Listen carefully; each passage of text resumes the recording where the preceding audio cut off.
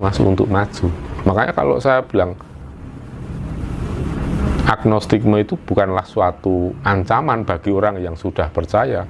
Toh kalau saya melihat untuk masa yang akan datang, justru yang akan eksis itu agnostisme. Kalau ditanya terus hubungannya dengan spiritual Jawa apa misalnya? Ya sekarang spiritual Jawa itu kalau sudah ngomong tentang universalitas, tentang nilai-nilai yang sifatnya universal dalam spiritual Jawa, itu pun sudah masuk ke ranah agnostik, ya kan? Yang namanya belief system, atau ya bukan belief system ya, yang namanya spiritual Jawa itu pada intinya, pada pokoknya, yang menjadi tulang punggung spiritual Jawa itu adalah welas asih, cinta kasih, kasih sayang. Dan apapun agama di dunia ini yang akan eksis di masa yang akan datang, ya yang tetap mengedepankan cinta kasih. Agnostik pun itu mendasarkan diri pada cinta kasih, sebenarnya seperti itu. Tetapi menggunakan rasionya, logikanya lebih proporsional. Ya kalau nggak mau menggunakan logika dan akal sehat, ya mau gimana? Bisa bangkrut. Sampai kapanpun nggak mungkin bisa maju ya Romo. Tidak mungkin, tidak mungkin. Ya kalau kita mengikuti teorinya Marxis ya, kalau di Marxis bilang, Marxis itu Karl Marx ya, Karl Marx itu bilang bahwa agama itu akan melemahkan perjuangan. Itu sebenarnya itu realitas di masyarakat, Mas. Ya kan? Itu yang ngomong seperti itu Karl Marx.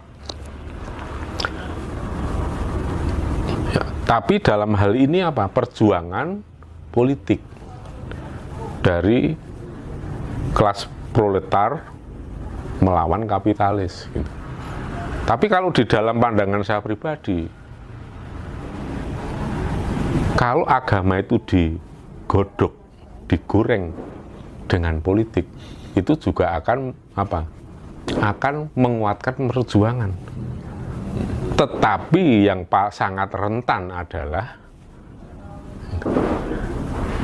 agama kalau sudah digodok dengan politik, yang menjadi sangat riskan itu adalah apa?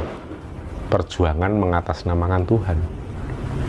Itu paling bahaya sekali, karena sudah tidak melihat benar salah. Apapun yang ada di depannya, apapun yang didefinisikan sebagai musuh, entah itu benar salah, sikat. Iya, itu yang bahaya sekali. Padahal agama sendiri kan bisa menilai benar dan salah. Tetapi kalau dalam kemasan politik, agama yang sudah dibungkus, dibalut dengan politik, benar salah sudah tidak dipakai lagi. Pokoknya asal apa yang diserukan untuk dilawan, ya sudah.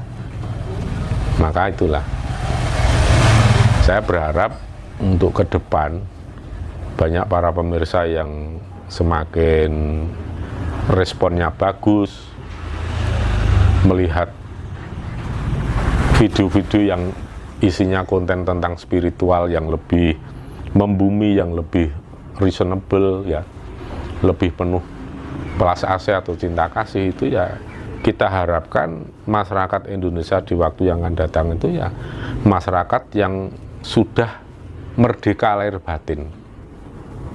Saya katakan merdeka lahir batin ya sudah tidak terbelenggu oleh doktrin, sudah tidak terbelenggu oleh dogma.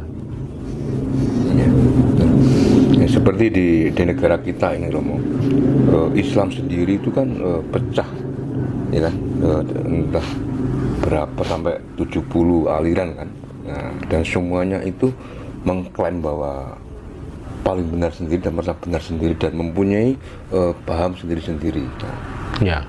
Seperti kan banyak kan terjadi kasus bom di mana-mana, dan itu dengan mengatasnamakan Tuhan kan.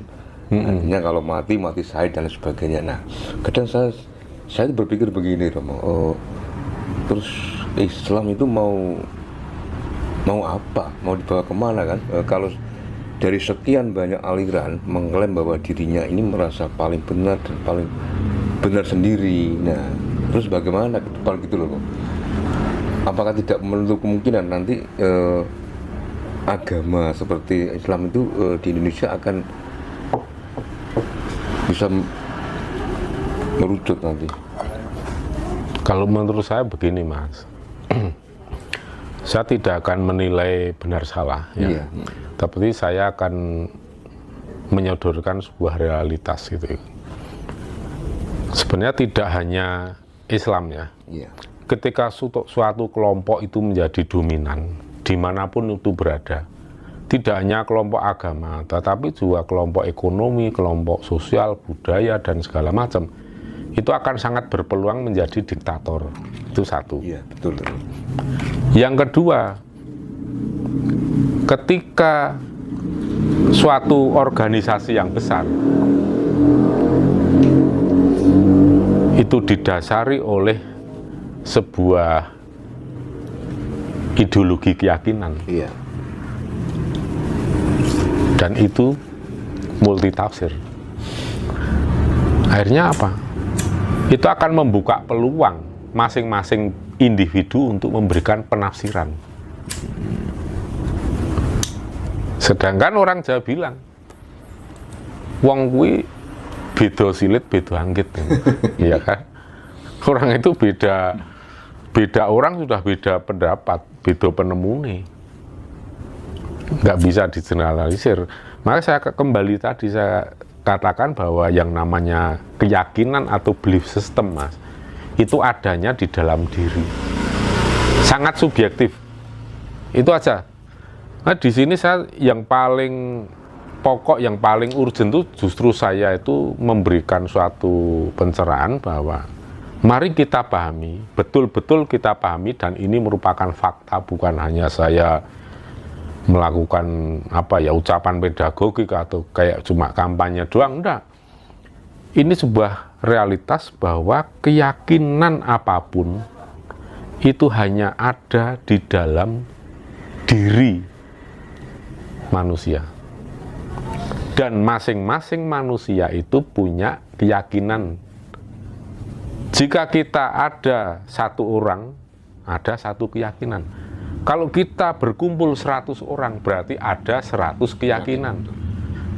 Kalau di Indonesia itu ada penduduk kurang lebih 280 juta, maka di Indonesia itu ada 280 juta keyakinan. Mau induk keyakinannya itu sama atau berbeda, nanti kalau keluar dalam diri pribadi masing-masing orang akan mengatakan, akan mendefinisikan yang berbeda. Nah, celakanya beda serambut itu udah menjadi masalah. Kenapa menjadi masalah, Mas? Karena orang belum paham bahwa keyakinan itu adalah subjektif, hanya ada di dalam diri kita masing-masing. Kalau kita memahami seperti ini, ya harusnya maklum. Oh, kalau begitu, karena keyakinan itu ada hidup di dalam diri masing-masing orang, antar manusia itu pasti beda, walaupun sama agamanya, tetapi dalam memandang sesuatu, memandang atau menilai sesuatu hal, pasti ada perbedaan. Walaupun cara menyusun kata. Dan cara menyusun kata itu pun akan mengakibatkan makna yang bisa berbeda. Perbedaan makna kemudian mau diterima apa enggak? Kalau memang diterima, nggak akan terjadi apa-apa. Oleh sebab itu, marilah demokratis dalam berkeyakinan. Ini kuncinya, Mas. Jadi demokrasi itu sebenarnya bukan hanya di dalam berpolitik, tidak hanya dalam berorganisasi, tetapi juga harus di dalam berkeyakinan pun harus demokratis. Kalau kita bisa demokratis, kita saling menghargai, Mas. Anda punya keyakinan ini, keyakinan B, C, D, tidak masalah, karena memang pada dasarnya keyakinan itu hidup liar di dalam masing-masing pribadi orang. Nah, ini marilah di dalam kesempatan yang sangat istimewa di malam 17, malam tirakat 17 Agustus, ya, kita gunakan untuk refleksi. untuk merenungi kembali apa artinya keyakinan dan apa artinya demokrasi. Dan di sini saya berikan simpul berupa ramuan, berupa racian, dan ini jamu yang menyehatkan, terutama untuk masyarakat Indonesia, yaitu berdemokratislah dalam berkeyakinan. Sudah, kalau kita memang bisa demokratis dalam berkeyakinan, tidak akan ada masalah. Dan kita akan bangkit menjadi negara yang besar. Dan ketika Nusantara ini mencapai kejayaannya, kita berada dalam situasi dan kondisi masyarakat yang sudah demokratis dalam berkeyakinan. Kamu mau menganggap Tuhan itu berapa, mau satu, mau tunggal, mau banyak, tidak masalah. Silahkan. Aku juga nggak akan mengganggu, aku tidak akan membantah apa yang kamu yakini, dan kamu pun tidak perlu membantah, menyanggah apa yang saya yakini. Sudah selesai. Ya kan? Iya. Inilah cikal bakal, inilah sumber dari segala macam malapetaka. Ketika manusia tidak paham bahwa keyakinan itu ternyata bersifat subjektif. Maka banyak orang yang seringkali bertanya ke saya, kejawen itu bukan agama. Betul. Kenapa enggak menjadi agama ya kejawen? Ya orang Jawa sadar, ini belief system. Ini jalan spiritual, nggak perlu dilembagakan menjadi agama. Ketika ini diorganisir menjadi sebuah agama, itu akan melakukan kesalahan besar. Ya kan? Biarkanlah spiritual Jawa, kejawen, hidup merdeka di dalam pribadi masing-masing orang. Nah, kalau ada yang keliru bagaimana? Nanti akan terseleksi oleh hukum alam. Kalau apa yang diyakini keliru, dalam hidupnya juga akan kena benturan-benturan. Di dalam pergaulan masyarakat juga akan terkena benturan-benturan. Dan kalau itu seseorang yang terkena benturan itu kemudian mau merenung, mau merefleksikan apa kejadian sesungguhnya, pasti akan mampu untuk mengevaluasi diri, kemudian mampu untuk mengoreksi. Aku harus bagaimana?